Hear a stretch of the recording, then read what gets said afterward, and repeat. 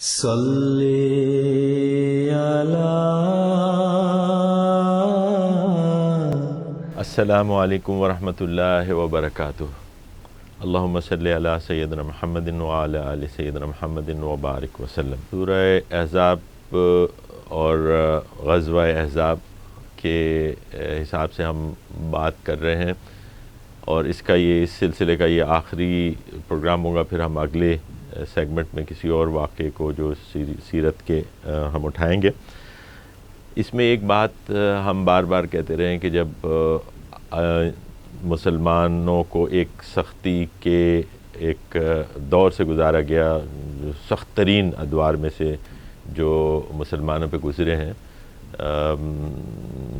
پوری سیرت اٹھا کے دیکھ لیں تو یہ وقت وہ ہے جس کو لوگ یاد کرتے تھے بعد میں بھی، جیسے میں نے حذیفہ ابن یمان کا واقعہ بتایا ابھی، اور آگے اس کو اور کنکلوژن کی وقت ہم ریفر کریں گے۔ ایک بات اور جو ہوتی ہے کہ جب آپ اللہ کی رضا کے لیے کوئی قربانی دیتے ہیں، اس کے لیے تیار ہو جاتے ہیں اور صبر استقامت دکھاتے ہیں، تو پھر اس کی مدد آتی ہے، اور مدد بھی ایسی جگہ سے آتی ہے جس کا آپ تصور نہیں کر سکتے۔ یہ جتنی بھی بڑی بڑی طاقتیں ہیں، یہ جتنے بڑے بڑے لشکر ہوتے ہیں اور ٹیکنالوجی ہوتی ہے، یہ اس سب کے اندر کوئی نہ کوئی گیپ ہوتا ہے، کوئی نہ کوئی ولنریبل کوئی پوائنٹ ہوتا ہے جس کا اللہ تعالیٰ کو پتہ ہوتا ہے، جس کا آپ کی نظر میں بھی نہیں ہوتا، اور وہ اس کو اللہ تعالیٰ جب چاہتا ہے آپ کے حق میں اسے استعمال کرتا ہے، نہیں آتا تو آپ کی، اور اس کا تعلق یقیناً اس بات سے ضرور ہوتا ہے کہ آپ اپنے ایمان میں کتنے درست ہیں، اور آپ کے عقیدہ اور آپ کا جو اپنا جو نظریہ ہے اس کے اوپر کس قدر آپ دل جمعی سے اس پہ عمل کرتے ہیں اور اس کے لیے قربانی دینے کو تیار ہوتے ہیں۔ یہ قربانی اور یہ سختی جھیلنے کے بعد اللہ تعالیٰ ان مع العسر یسرا ان مع العسر یسرا، تو وہ جو کیفیت ہے وہ ہم یہاں دیکھتے ہیں کہ غزوہ احزاب کے دوران ہوا یہ کہ جب مسلمان پریشان ہیں اور ابھی یہ پلاننگ ہو رہی ہے کہ کس طرح دفاع کیا جائے، اور یہ احزاب جو ہیں ہر سمت سے مدینے کی طرف رواں دواں ہیں اور اپنے لشکروں کے ساتھ، تو ایسے میں اللہ تعالیٰ کی طرف سے ایک مدد آتی ہے۔ وہ مدد یہ ہے، ایک شخص کی صورت میں آتی ہے جو کہ بنو غفتان کا رہنے والا ہے، اور وہاں کا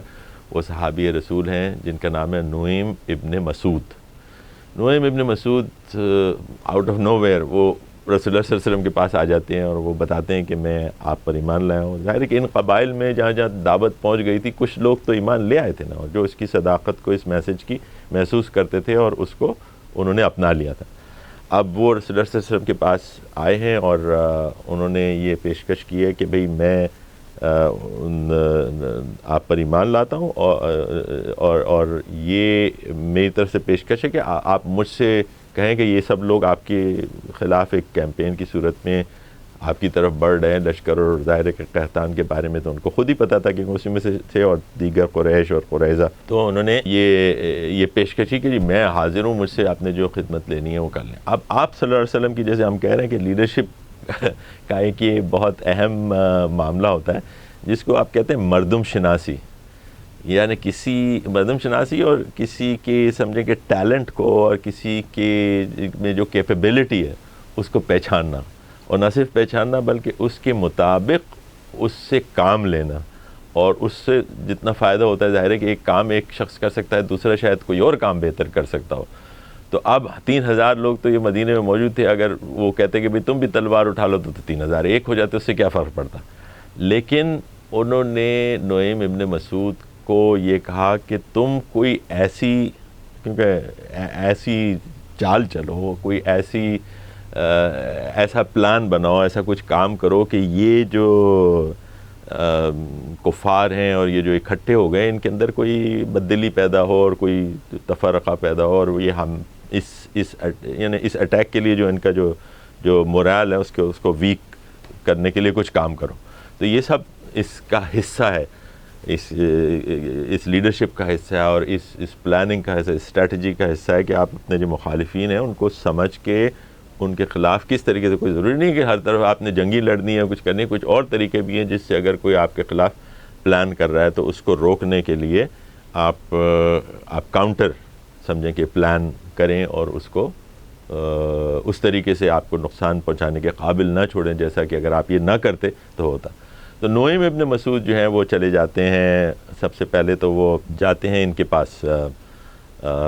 بنو قریظہ کے پاس, اور نعیم ابن مسعود قحطان کے ہیں, اور وہ کیونکہ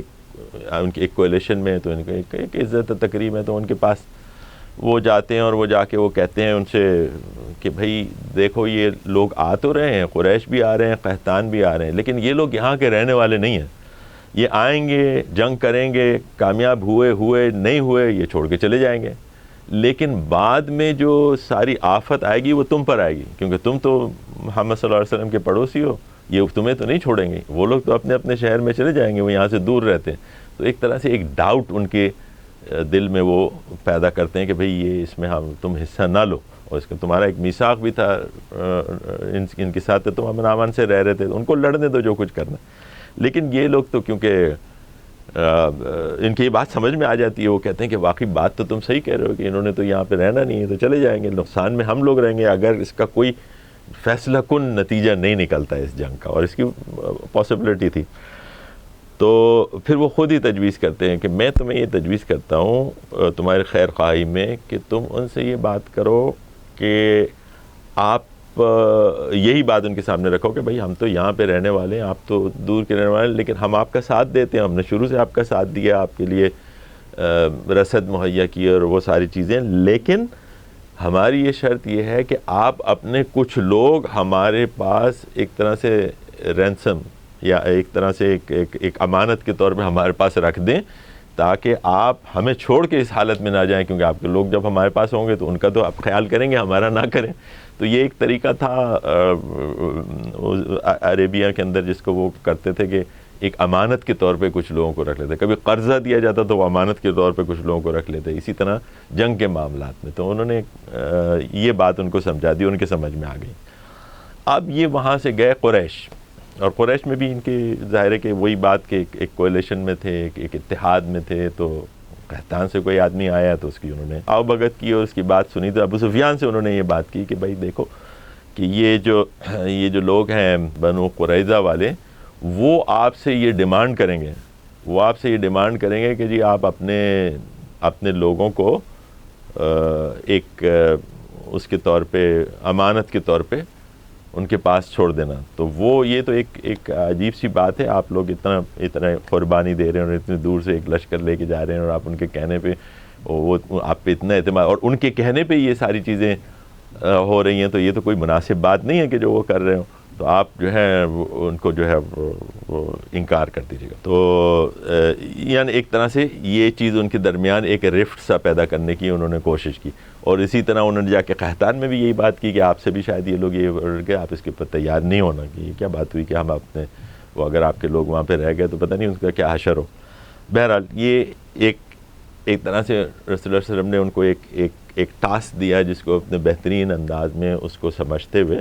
اور وہ انہوں نے ان کو پورا کیا. اچھا, اب اس میں ایک اور بات یہ دیکھ لیتے ہیں کہ آپ صلی اللہ علیہ وسلم نے ان قبائل کو پہچانتے ہوئے اپنی لیڈرشپ کو دیکھیں آپ صلی اللہ علیہ وسلم کی کہ یہ کن مقاصد سے اکٹھے ہوئے ہیں. مثال کے طور پہ قحطان جو تھے ان کے ساتھ کوئی عقیدے وغیرہ کا معاملہ نہیں تھا, وہ لوٹ مار کے سلسلے میں وہ اس میں آئے تھے کہ جی ہمیں جب ہم جو بوٹی ملے گی, جو غنیمہ یہاں سے ملے گا مدینے سے, وہ اچھا خاصا ہوگا, اور اس سلسلے میں وہ اتنی بڑی تعداد لے کے وہ آ گئے تھے. بہرحال پہلے ہم نے بتایا تھا ایک کیمپین بھی ہوئی تھی جس میں رسول اللہ صلی اللہ علیہ وسلم گئے تھے وہاں پہ نارتھ میں, لیکن وہ کوئی جنگ نہیں ہو پائی تھی اور ویسے ہی واپس آ گئے تھے. وہ صرف اس کا جو اس کے پیچھے جو انٹینشن تھی وہ تھی کہ آپ صلی اللہ علیہ وسلم لوگوں کو یہ بتانا چاہتے کہ we are a force now in this area, تو اس لیے وہ گئے تھے. تو وہ ایک طرح کی ایک چپخلش سی تو چل رہی تھی. رقاع کا جو کیمپین تھی اس کا ہم نے پچھلے سیگمنٹس میں کہیں ذکر کیا تھا, تو وہ قحطان کی طرف ہی تھی. بہرحال تو اب آپ صلی اللہ علیہ وسلم نے ان کی انٹینشن دیکھتے ہوئے کہ ان کی تو مال غنیمت کی اس کی انٹینشن ہے, تو آپ نے یہ کہا کہ ہم ان کے ساتھ ایک معاہدہ کر لیتے ہیں. ایک معاہدہ یہ کر لیتے ہیں کہ ان کو مدینے کی فصل کا 1/3, یعنی جو ڈیٹس ہوتے تھے بڑی فصل تو وہی تھی, وہ ہم ان سے کہتے ہیں کہ ہم آپ کو دینے کے لیے تیار ہیں, آپ اس مارکے سے دستبردار ہو جائیں, آپ چلے جائیں واپس. تو کیونکہ وہ آ رہے اسی وجہ سے ہیں کہ لوٹ مار کریں, تو اگر ان کو بغیر جنگ و جدل کے وہ چیز مل جاتی ہے تو یعنی دشمن کی انٹینشن کو پہچانتے ہوئے اس سے اسی انداز سے ڈیل کرنا, یہ لیڈرشپ کی ایک خاص بات ہے جو ہم آپ کو بتا رہے ہیں. وہ تیار ہو گئے اس کے اوپر. بہرحال ابھی اس کے اوپر وہ جو وٹنسز تھے اور دستخط تھے وہ نہیں ہوئے تھے. تو آپ صلی اللہ علیہ وسلم نے اوس و خزرج کے سعد بن عبادہ اور سعد بن معاذ ان کو بلایا. ان کو بلا کر کہا, کیونکہ ظاہر ہے کہ مدینہ ان کا تھا, شہر تھا, مہاجرین تو آباد ہوئے تھے وہاں کے, ان کے باغات تھے جس میں سے وہ شیئر بھی کر رہے تھے مسلمانوں کے ساتھ. تو ان سے یہ بات کی کہ ہم ایسا معاہدہ کرنے جا رہے ہیں قحطان سے, تاکہ ہمیں ایک طرف سے کم فکر نہ رہے کہ یہ ایک 6000 کا لشکر آ رہا ہے ہمارے خلاف. تو لیکن میں تم سے مشورہ کرنا چاہتا ہوں. تو دونوں نے یہ کہا کہ غالباً سعد بن معاذ نے یہ کہا کہ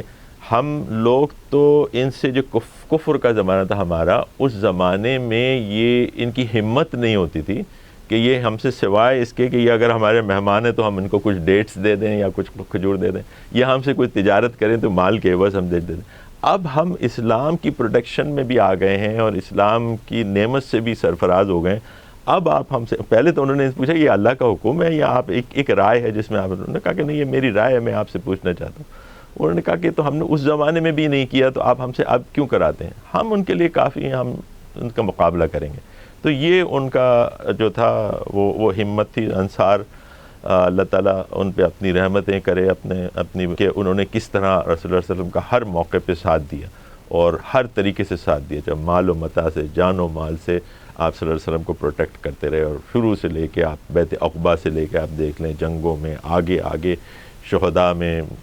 کئی نامور لوگ شہید ہوئے, اور آپ صلی اللہ علیہ وسلم کو انہوں نے جو زبان دی تھی, جو پروٹیکشن دی تھی, اس پہ وہ قائم رہے. تو اب اس جنگ کے لیے بھی وہ تیار تھے. ایک تو یہ بات ہو گئی. آخری بات کہ ختم کرتے ہیں, میں نے کہا تھا کہ حذیفہ ابن یمان کا جو واقعہ ہے, اس میں جب وہ گئے وہاں پہ آپ صلی اللہ علیہ وسلم, پہلے تو انہوں نے بتایا نا کہ والنٹیئر کوئی کرنے کے لیے تیار نہیں تھا, لیکن جب مجھے کہا گیا یہ قصہ سنا رہے ہیں وہ کوفہ میں کسی کو, کئی سال بعد ایک تابعی کو, جس نے بڑا کلیم کیا کہ ہم ہوتے تو ہم یہ کر لیتے, تو انہوں نے اس بارے قصہ سنایا کہ یہ حالت تھی ہماری. اور جب وہ وہاں پہنچے تو اس وقت آندھی اور طوفان کی وجہ سے جو قریش کا جو کیمپ تھا, اس کے جتنے چراغ تھے اور جتنے ان کے جو چولہے تھے, وہ سب آگے پیچھے ہو گئے اور روشنی نہیں تھی. تو ابو سفیان نے یہ اعلان کیا, کہ ہر کوئی اپنے برابر والے کو دیکھے کہ وہ کون ہے, کیونکہ اس کو یہ ڈر تھا کہ اسی اندھیرے کے اندر پینیٹریٹ کر کے مسلمان جو ہیں وہ آ سکتے ہیں اور ہم کو نقصان پہنچا سکتے ہیں. تو حذیفہ ابن یمان نے فوری طور پہ ایک حاضر دماغی بھی یہ اللہ کی دین ہے, یہ کسی اور موقع پہ ہم دیکھ لیں گے. یہ حاضر دماغی اللہ کی طرف سے ہی آتی ہے, اور یہ اپنے مقصد سے لگاؤ کی وجہ سے ہی آتی ہے اور اس کی برکت کی وجہ سے ہی آتی ہے.